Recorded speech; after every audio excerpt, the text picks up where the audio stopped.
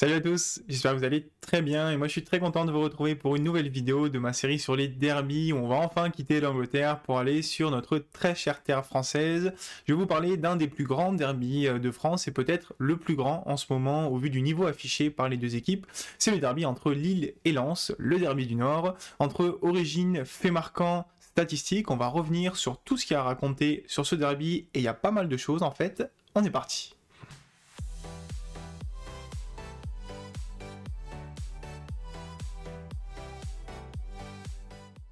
Avant de plonger dans la vidéo, je vais remercier mon ami Julien, supporter de Lens et avec qui j'ai pas mal bossé sur des articles foot pour le Café Crème Sport. Il a répondu à toutes mes questions et ça m'a bien aidé pour préparer cette vidéo. Mais rassurez-vous, même s'il est supporter de Lens, je vais essayer de rester le plus impartial possible. Et pour commencer, on va faire un tout petit point géographique parce qu'on est dans le derby du Nord, mais on parle de deux villes différentes quand même. C'est pas comme à Londres ou à Rome par exemple, où on peut parler de derby pour plusieurs clubs d'une même ville. Là ici, comme dans pas mal de derbies en France, je pense à des Nantes-Rennes, Nice-Monaco, Saint-Étienne-Lyon, on parle de deux villes différentes mais qui sont peu espacées en termes de distance. On a d'un côté Lille qui appartient au département du Nord et Lens qui appartient au département du Pas-de-Calais qui sont espacés de 36 km, donc c'est quand même relativement proche. Et on aurait pu penser par exemple qu'un Valenciennes-Lille serait un derby assez important et il est parfois surnommé le petit derby du Nord, mais le derby le plus important dans cette région c'est bien Lens-Lille. Une autre différence entre les deux clubs, ça va aussi être le bassin de supporters, puisque d'un côté on a Lille où la plupart des supporters sont quand même issus de la métropole lilloise, et de l'autre on a beaucoup de supporters de Lens qui sont plus largement du département du Pas-de-Calais, et même du département de Picardie. En revanche, un point de différence qui n'en est pas vraiment un et qui est plutôt un cliché, c'est sur le milieu social du bassin de supporters de chaque club, puisque historiquement on pense souvent que d'un côté on avait les mineurs qui logeaient à Lens et qui étaient donc supporters de Lens, et que les chefs des mineurs, donc qui étaient plutôt bourgeois, étaient supporters de Lille. Et en fait, on résumait un petit peu cette rivalité à une lutte des classes. Finalement, dans les faits, c'était pas vraiment ça. On était plutôt sur une lutte entre industries, puisque d'un côté, on avait l'industrie charbonnière qui était à Lens et l'industrie textile qui était à Lille.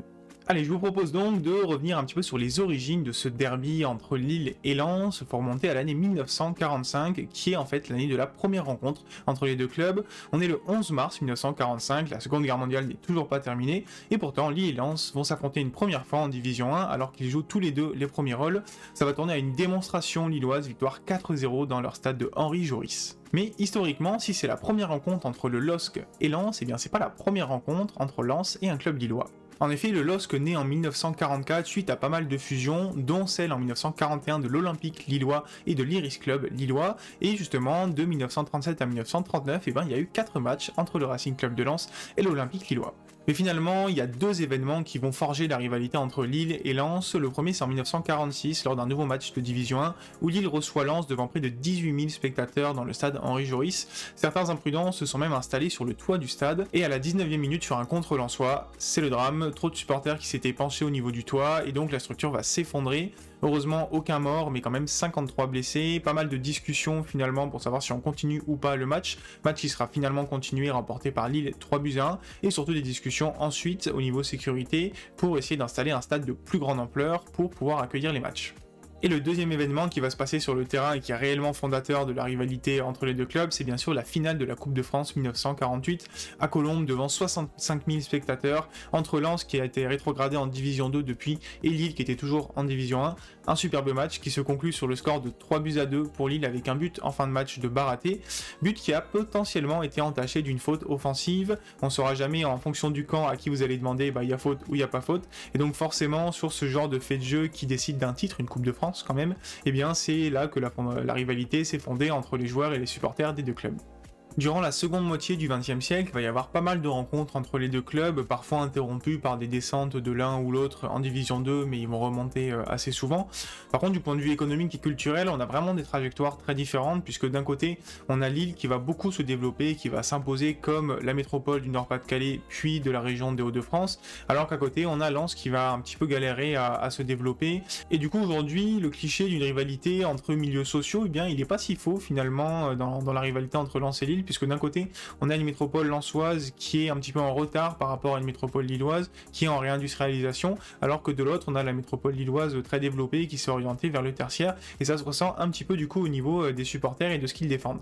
Et finalement, le tournant de cette rivalité, il a lieu durant les années 90, puisque en fait les deux clubs sont en proie à des difficultés financières, tout simplement parce que les subventions régionales ont diminué, au point que l'impensable est mis sur la table, une fusion entre les deux clubs. On aurait peut-être pu voir la naissance d'un Racing Club lillois, par exemple. Et en fait, d'un côté, on avait Lens qui était plutôt favorable via la voix de Gervais Martel à cette fusion. De l'autre, Paul Besson, le président lillois, était complètement opposé et a même démissionné suite à cette proposition de son poste.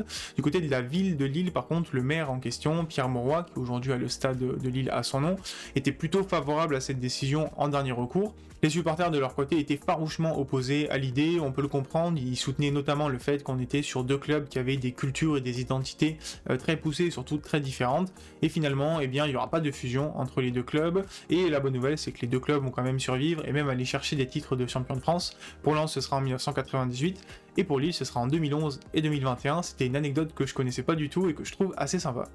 Allez, c'est l'heure d'un petit instant statistique qui sera pas très long. On a eu droit à déjà 116 derbys du Nord pour 45 victoires lilloises, 37 victoires lensoises et donc 34 matchs nuls. Les plus larges victoires du côté lillois c'est un 5-0 en 1950 et du côté lensois c'est un 5-3 en 1979. On avait eu aussi un 7-0 pour Lens si je dis pas de bêtises, mais sur un match qui était non officiel donc on va pas le compter. On a pas mal de joueurs qui ont joué pour les deux clubs, certains passant de Lens à Lille ou inversement et certains sur des transferts directs. Il n'y a pas eu trop de problèmes de ce côté-là. Un joueur assez emblématique qui a joué dans les deux clubs pour moi c'est Philippe Brunel qui a fait 181 matchs en 10 ans à Lens puis 129 matchs en 5 ans à Lille, donc près de 300 matchs quand même pour l'ensemble des deux clubs.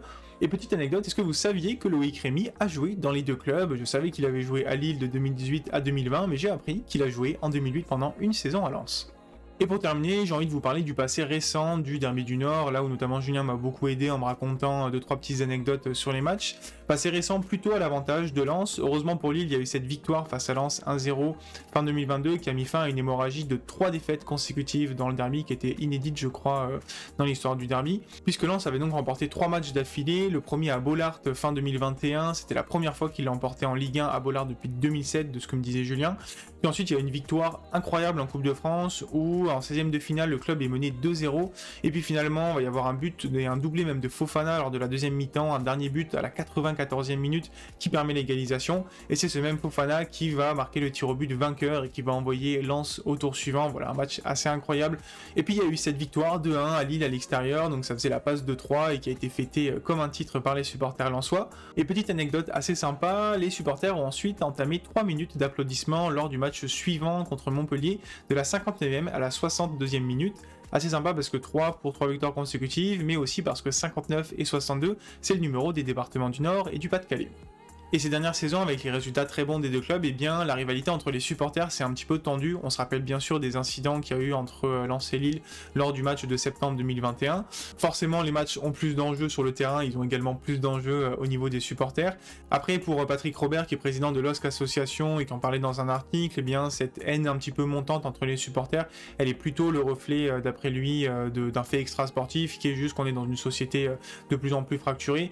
Au global, c'est vrai que la rivalité entre les Lillois et les Lensois, elle est plutôt bon enfant, sauf quelques incidents comme on a pu le voir. Et c'est sur ces quelques mots que je vais arrêter cette vidéo sur le Derby du Nord, très intéressante pour moi, franchement j'ai appris pas mal de choses, il y avait plein de petites anecdotes à raconter.